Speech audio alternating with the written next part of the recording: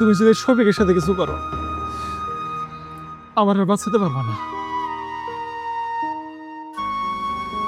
শুন, তুমি কি আমারে দেখছো কোনোদিন?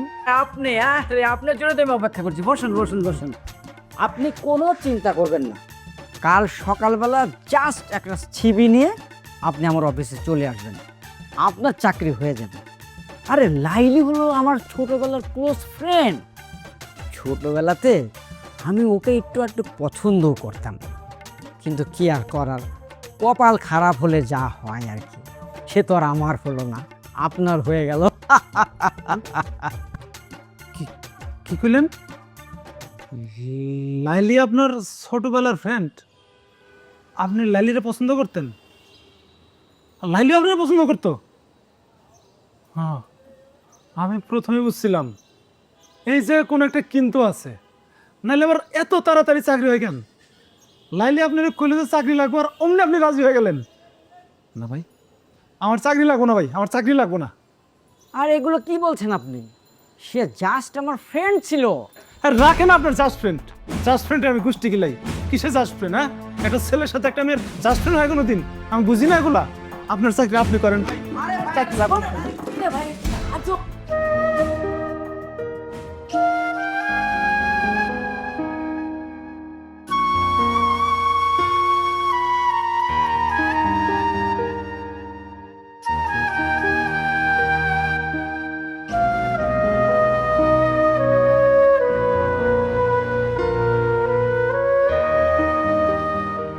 তুমি সত্য করে কও তো, ওই শফিকের লাগে তোমার কি সম্পর্ক?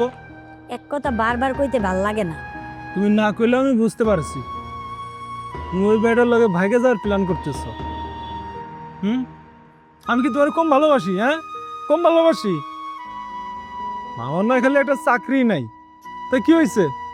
তাই বলে তুমি তোমার কি হয়েছে কত? তুমি কিন্তু আমার মাথা গরম করে ফেলাইতাছো। শফিক আমার ক্লাসমেট ছিল, আর কিছু না। হুদাহুদি টেনশন করতাছো।